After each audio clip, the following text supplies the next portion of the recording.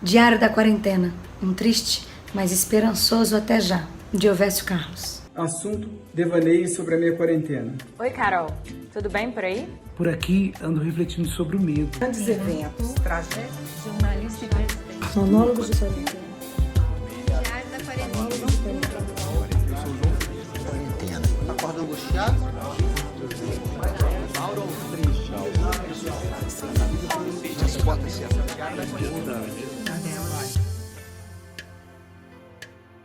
Quando a Silvana Arantes, que é a nossa editora, comunicou que a partir daquele dia iríamos para casa, eu acho que todo mundo ficou muito assustado, ninguém sabia o que estava acontecendo ainda, até quando ia acontecer e o que isso ia refletir nas nossas vidas pessoais. Eu acho que essa reunião foi mais ou menos entre meio-dia e 1h da tarde. E eu tinha que entregar a coluna até às 3.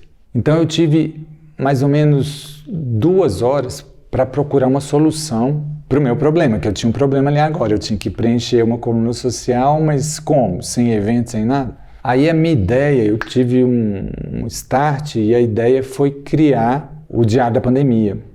A primeira crônica que eu fiz foi uma despedida. A despedida daquele lugar que eu vivia ali, a minha mesa, meu calendário, com tudo que eu tinha marcado ali, com os shows que eu estava querendo ir, com as peças que eu ia fazer cobertura, com os eventos, estava ali. Era um ano assim, animadíssimo. Aí a minha ideia, então, eu falei assim, olha, eu vou convidar algumas pessoas para escreverem sobre a pandemia, sobre o que elas estão sentindo, sobre qual que é a expectativa delas e tudo, os sentimentos delas. No primeiro momento, a ideia era que cada um escrevesse uma carta de um para o outro, fazendo um elo, uma corrente, né?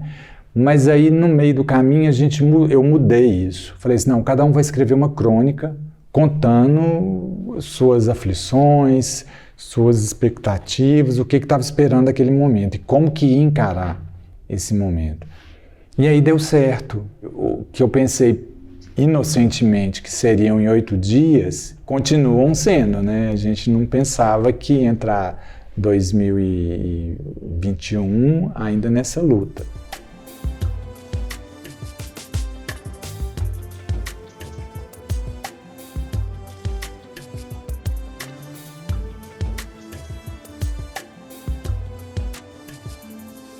Foi legal, eu achei legal porque além de conseguir reunir textos muito bacanas, que tem texto muito legal, eu acho que o mais bacana do livro é que ele consegue oferecer um conteúdo de valor para quem for ler.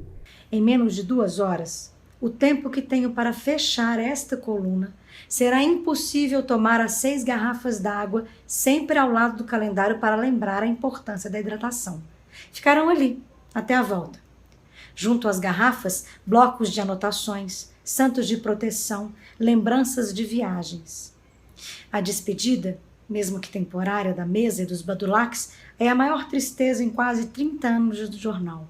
Quando eu percebi que a pandemia seria muito mais extensa do que a gente realmente imaginava, eu vi que era hora também de ampliar o formato do projeto, do Diário da Quarentena. Então eu falei assim, bom, o jornal tem um portal, o jornal tem rede social, então a gente tem que criar ferramentas para oferecer um produto mais amplo para o leitor. Aí surgiu a ideia que cada autor lesse a crônica de um colega. E aí ficou divertido, porque a gente conseguiu coisas muito legais. Que eu me lembro agora, assim, de supetão, o texto do Mauro Alvim, é um diálogo de um homem e uma mulher, um casal que estava dentro de casa aos trancos, e aí eu convidei para ler o Jefferson Schroeder. O Jefferson, vocês devem conhecê-lo pelas imitações que ele faz, e ele consegue uma gama de vozes, de personagens muito divertidos. E ele fez esse casal. É muito engraçado, o texto ficou muito legal. O texto que já era bom ficou muito legal. Bom dia! De novo? Eu te cumprimentei antes e você não respondeu. Eu não ouvi. Você só ouve o que te interessa, não é? Você fala pra dentro. Quer que eu grite? Só nós dois nessa casa, nenhum movimento de carro na rua. Não é possível que você não ouve. E o Lor, o cartunista Lor, ele fez um texto também muito bacana. E por sorte eu consegui a atriz Ângela Vieira para fazer a leitura. O trabalho dela ficou bacana demais, valorizou ainda mais o que o Lor tinha feito. Depois de 40 dias de isolamento, ou seriam 35? Na verdade, eu comecei no dia 10 de abril, né? Então... Não, abril não, março. Então, são 40 dias mesmo. E ontem eu decidi... Ou foi antes de ontem? Bom, eu decidi que a partir de amanhã, terça, eu vou aproveitar melhor o tempo que eu disponho. Amanhã será quarta. Quando eu vi que essas coisas estavam dando certo, eu falei assim, olha, é um tema difícil, é um tema cansativo, ninguém aguenta mais falar, mas a gente tem que dar um outro lado também para as pessoas, por exemplo, para as pessoas terem um respiro, para elas poderem pelo menos dar uma aliviada. E eu acho que consegui, acho que tem textos muito legais, tem o Fagundes, o Antônio Fagundes também, ele faz uma leitura do texto do Edmundo Novaes, é uma coisa assim, é poética, é bonita, e eu acho que esse tipo de coisa, de poesia, de gentileza, era o que nos movia para seguir adiante, e é o que nos move ainda, né?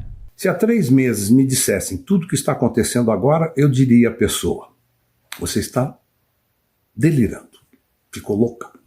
Eu, ficar um mês inteiro sem colocar os pés fora de casa, lavando as mãos de meia em meia hora, fazendo gargarejo, nebulização, o quê?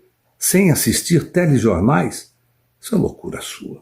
Ao longo de 8 meses, eu conversei com muita gente, a gente reuniu mais de 200 autores. Era inviável fazer um livro desse tamanho, porque ia dar umas 500, 600 páginas.